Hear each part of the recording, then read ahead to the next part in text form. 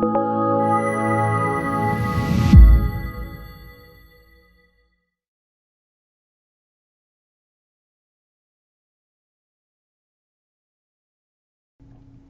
I'm Jacob Hornberger, president of the Future of Freedom Foundation, and this is this week's issue of the Libertarian Angle. I'm joined, as I am every week, by my co-host, Richard Ebeling, who teaches economics at the Citadel. Richard, welcome back for another week of Libertarian Angle. It's always great to be here with you and our viewers and listeners. Yeah, me too. Well, I thought we would discuss a philosophical issue, but in the context of real-world practicalities, and that philosophical issue is one that periodically both of us have been asked over the years, and that is, what does it mean to be free?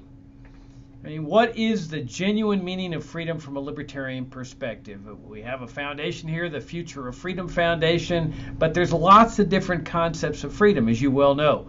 There's people who think they're free because they can go on vacation every summer, or the popular one that I get oftentimes from people that are not really familiar with libertarianism is, oh, well, as long as we're free to criticize the government without being put in jail, that shows that we're free people.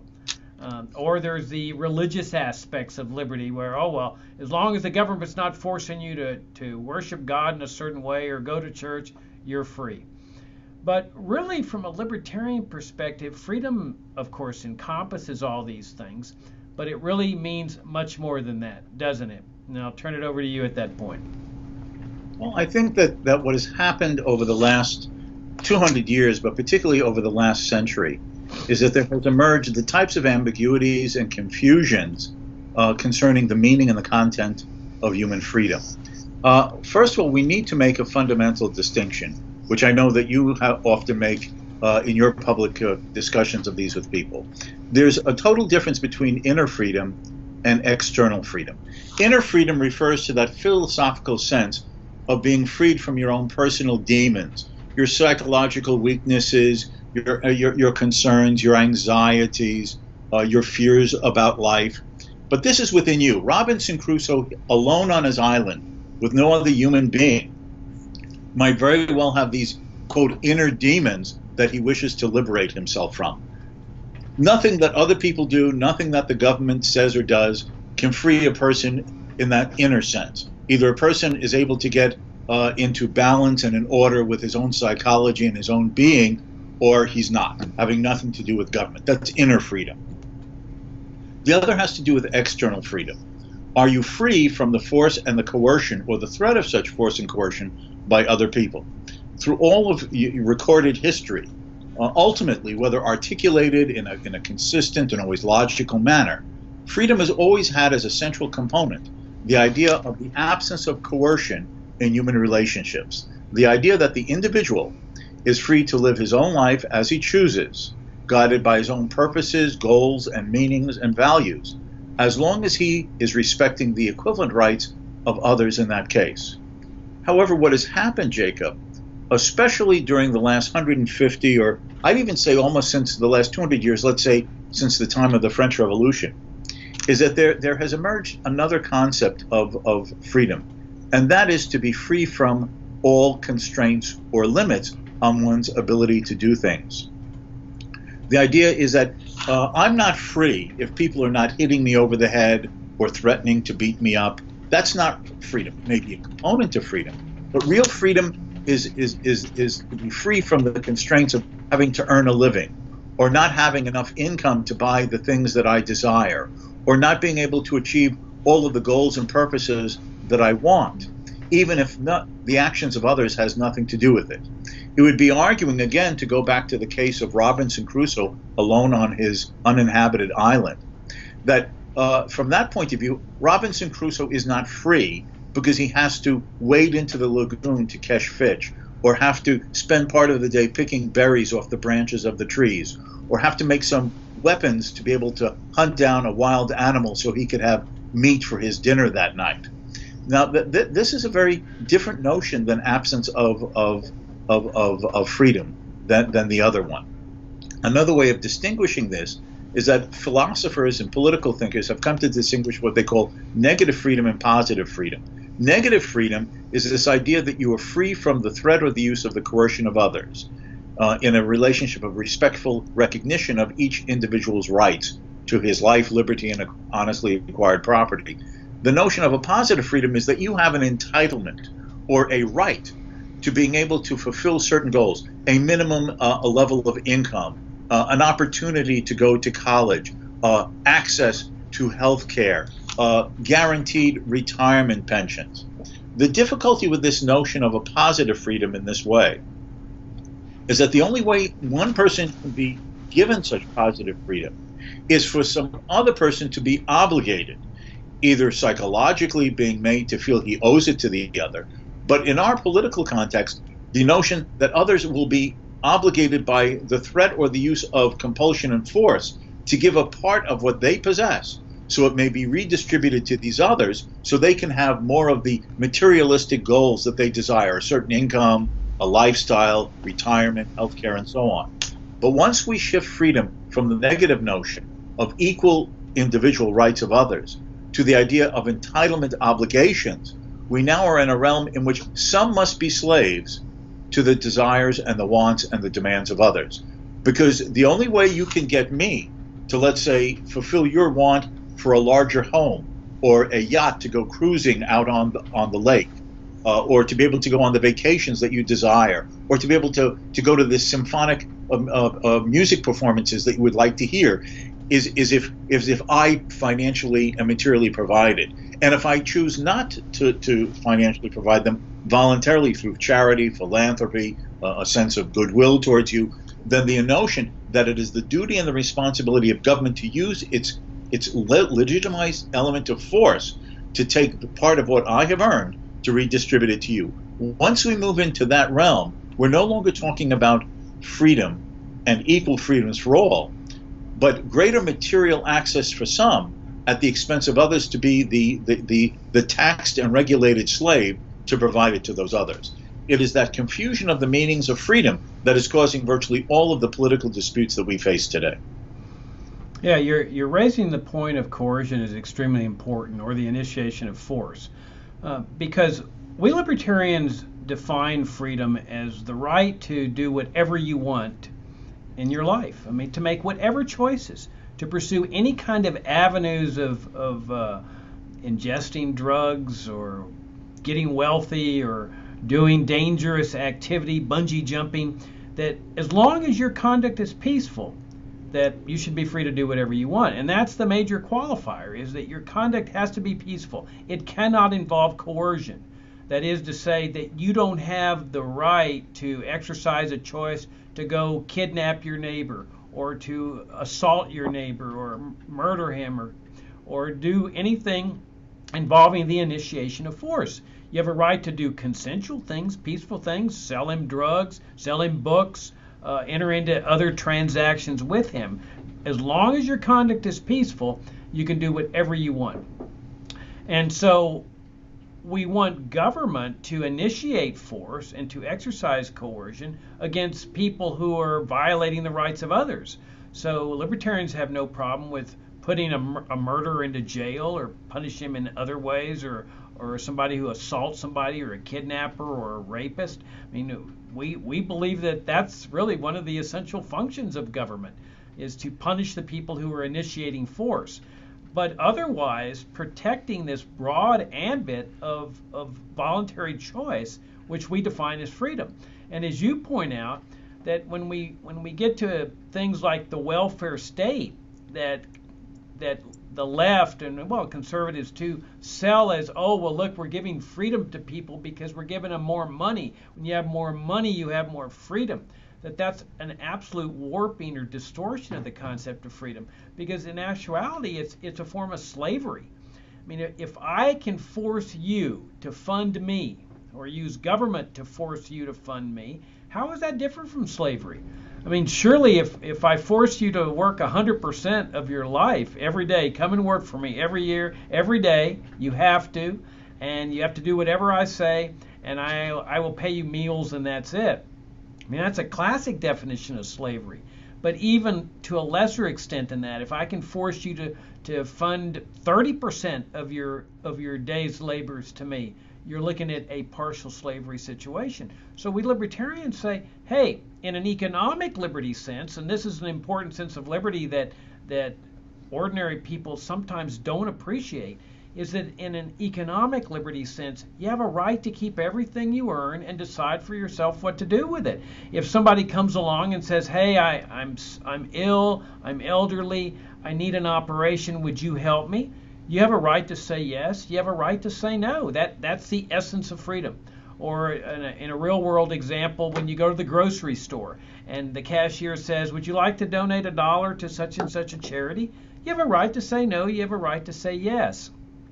Well, that's what we libertarians say is an essential aspect of liberty. And so to the extent that the government forces you to care for others, whether it's Social Security, Medicare, Medicaid, farm subsidies, foreign aid to dictators, or education grants, or the whole ambit of welfare state programs, to that extent, the people in that society, specifically Americans, cannot genuinely consider themselves free.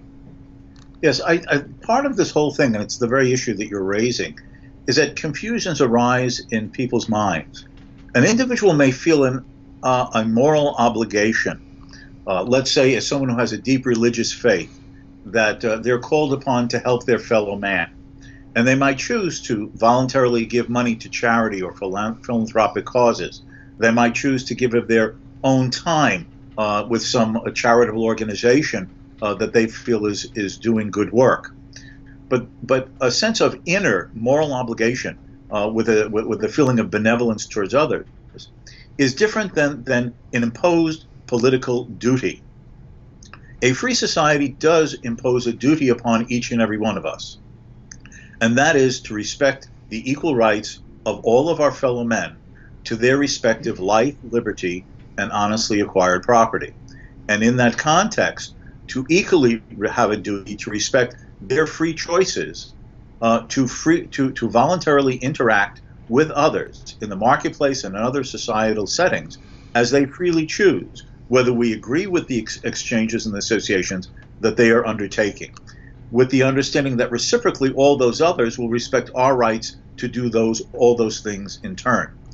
What gets confused is a sense of often an ethical sense of a moral obligation is then misplaced and transferred to the idea of a political duty, that if you feel that it is right to give to the poor or assist the needy, etc., and people fail to do what surely all decent human beings would know to be right and just, then what is wrong as a community for us to require all of us to do that which we know to be the right ethical or moral sense? But once that line is crossed, you in fact undermine the morality of the act. It is no longer a moral act of I choose to use that which I've earned to help others who I may think deserve it and in ways that I think will best assist them, versus others now imposing this and deciding for me how much I will give and what forms that charitable or redistributive spending will take, regardless of whether I agree with either the goal or the method. There is no morality. There is no ethical sense in an individual when he is coerced to do something and is denied the opportunity to say yes as well as no. In fact, that sense of political duty in place of personal and private ethical obligation undermines the moral society and makes all actions, in a sense, carried out that way, a politics of immorality, or as Bastiat would say, legalized plunder. No, you're absolutely right. I mean, it really is a fascinating phenomenon, because if a robber were to come up to you in a dark alley and say, you know, your money or your life, and he's holding you up, he's got a gun, and he takes the money and he goes and helps people that are in the cancer wards that can't afford an operation to remove their cancer. He goes and gives it to people in the inner city that need an education. He doesn't use any of it for himself. I think 99% of people in America would say, look, that's just wrong. Regardless of what he did with the money, the guy's a thief. We want him prosecuted by the state for taking the money from us. We might have been willing to help those people, but it's our money. We have a right to do that. And everybody can see that, black and white. But as soon as the majority gets into the picture through their elected representatives and the government says, oh, let's establish this social security plan where money's going to be taken from the young people and given to the old people, all of a sudden people's conception of morality changes. It's all of a sudden, oh, well, the IRS is such a good, benevolent, saintly organization. They're like Catholic charities. Oh, the bureaucrats are such good people, the elected representatives. Indeed, the whole nation's a good people because we're participating in this democratic process. Well, there's such a thing called, fundamental rights. I mean, people can clearly see the concept of fundamental rights with respect to religious liberty. I mean, some people would argue that, hey, going to church is a good thing. It's a positive thing. It raises people's moral values. But as soon as you say, well, should we put it up to a vote? And if majority wins, then everybody's got to go to church. Everybody recoils against that. They say, no, that's an individual choice. That's a choice of the family. Well, why can't they see it? Why is there this moral blindness on the same thing with respect to what a person does with his own money? I mean, his values are just as important on going to church or not, on what he does with his own money. Why shouldn't he be free to decide, should I help the elderly? Should I honor my mother and father? Should I help the poor? Should I help a student in need with a scholarship? I mean, that's the essence of human freedom, is the right to make these choices. And that's really what's been destroyed with the entire welfare state way of life, Richard. Yeah, and you see, part of this goes back again to the 19th century rise of socialism. Two arguments came out of the socialist critique of capitalism. One, private property is not really private property. It is the collective result of a community of workers producing products together. And that if one man claims a portion of that collectively produced output as his and separable from others, then he is an extorter of that which belongs to all. So the very notion of private property is denied in a good part of this leftist critique of market society. And in that context, therefore, it is not surprising, as a now luckily former president said, you didn't make it to the businessman. You didn't produce it. No, your claim of a privileged profit or position of wealth, Obama said, is not really justifiably yours. Others contributed and made it, for which you're claiming exclusive title. That conception is extremely harmful, in equal to the other one that the socialists tried to make, the democratic socialists, as opposed to the Stalinist or communist advocates of planning. And that was the idea is that it is possible to have government control of the economic affairs of the society while at the same time preserving personal civil liberties. What? Socialism or government regulation and planning of the economy, that has nothing to do with an abridgment of freedom of speech, freedom of press, freedom of religion, freedom of association. But the fact is, it does. Whether the government directly owns the means of production, or controls its use through regulation, or siphons off your discretionary ability to make your own choices through income redistribution. To the extent that one of these or more methods are followed by the state, your ability to follow your civil liberties are narrowed. What happens to your freedom of speech if you have been taxed so much that you can't afford to start up a countervailing newspaper or magazine? What happens to your freedom of religion if you cannot get a regulatory approval to build a church and you don't have enough money after taxes with others of similar faith to be able to form a congregation and have an agreed upon voluntary place of worship because you can't get the zoning permission to build the church and you don't have enough money left over after you've paid taxes to be redistributed to others to pool enough resources to build the church yourself? There is no separation of economic liberty and personal liberty. And that points out the importance of the morality of either the individual makes these choices and has these discretions and makes decisions that we as others view as right and good and just or ethical, or not. But the only moral way to persuade a person to give to charity, to contribute to philanthropy, to voluntarily and peacefully in some way help other men, to keep that ethical, the only way is to use moral suasion and no other. I like to use an analogy Because I often find Christians who sometimes say, well, it's okay if the government prevents this or compels that. And I say that is inconsistent with Christian faith. And that's whether, one is a Christian oneself. Just what does the New Testament say? And I always like to put it this way. Jesus comes up to someone and says, follow me. Lead a righteous and good life. And the man says, Jesus, you've got a great message. But I'm going out with my buddies tonight to the local saloon. And in the back, there's some gambling that I was going to play. And there were the loose women upstairs. You got a great message, but the flesh is weak. I'm going to go my other way. Sorry, Jesus. Nowhere in the New Testament, in the Gospels, does Jesus turn to his disciples and say, arrest him, 5 to 10 in the big house, for not following my commandments. No. It's a matter of choice. What makes it an ethical choice, a moral choice, a virtuous choice, is free will. The choice to do this or not. Then how do we persuade our fellow men to live more upright and righteous and good and virtuous lives as we see them? Reason, persuasion, and the example of our own lives and those whom we can point to. Any other method is immoral, because you can control a person's external behavior. You can compel him not to do something or compel him physically to do something. But you cannot control up here completely. You may try to indoctrinate, brainwash, propagandize, but you cannot make someone a better person through the external use of force. That either comes from that inner force within himself or it doesn't come at all. But the only issue that should be of concern to our fellow men is that in following his own path, whether we agree with it or not, has he respected the equal rights of all others to follow their conscience and respected their life and honestly acquired property? That is the only moral issue in relationships between men and society. Yeah, and it's that freedom of choice and the exercise of free will that really nudges a society toward higher moral values. That when people are exercising their conscience, should I do this with my money? Should I help this person? Should I not? Should I give to this person? It causes the conscience to start being exercised as compared to, I don't need to do anything. I already paid my taxes and it's going to the welfare state.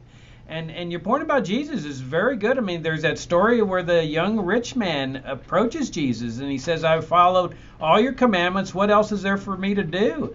And Jesus says, oh, really? Well, sell everything you have and follow me. And the kid says, or the man says, well, you're asking too much, and he walks away. And you're right. Jesus doesn't call his followers, or he doesn't call the gendarmes from the Roman Empire and say, take him into custody and force him to sell everything and give it to the poor. He honors the choice because he understands that that's what free will is. It's not just the right to choose rightfully, it's also the right to choose wrongfully. And if you don't have the right to choose wrongfully, then you're not free. Now, again, that's conditioned on the fact that your wrongful choice can't involve the initiation of force against others.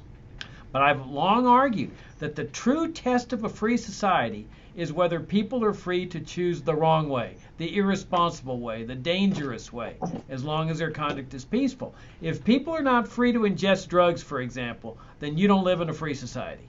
And there's just no way, because the ingestion of drugs is entirely peaceful. It may be self-destructive, you may be committing suicide, you may be hurting your family, but the role of the state does not exist here, because you have a right to make any choices you want in your life so long as your conduct is peaceful.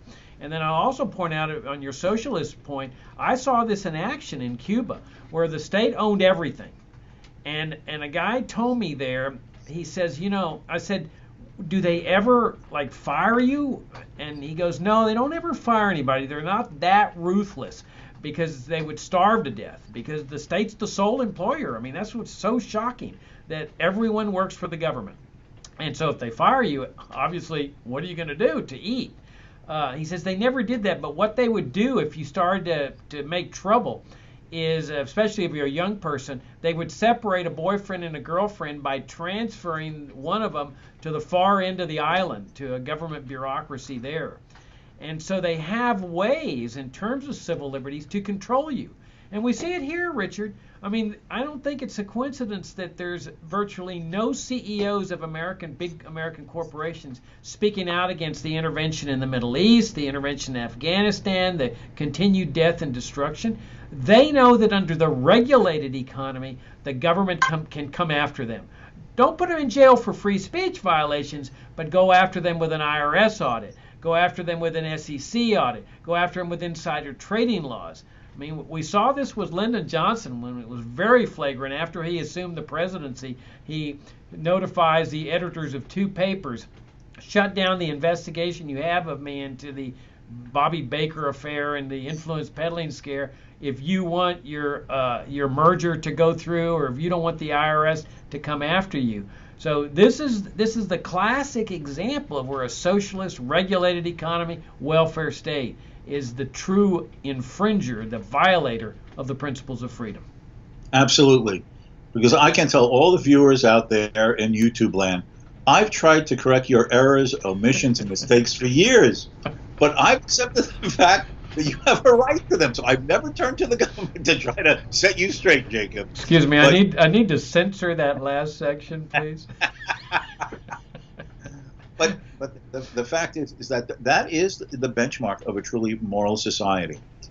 Are you willing to respect the decisions and choices and actions of others that you may find pragmatically inexpedient or even morally unacceptable from your own personal standards, as long as that individual has not acted in any way, as you were saying and I was, infringing the equivalent rights of each other individual to go their own way and live their life peacefully as they choose.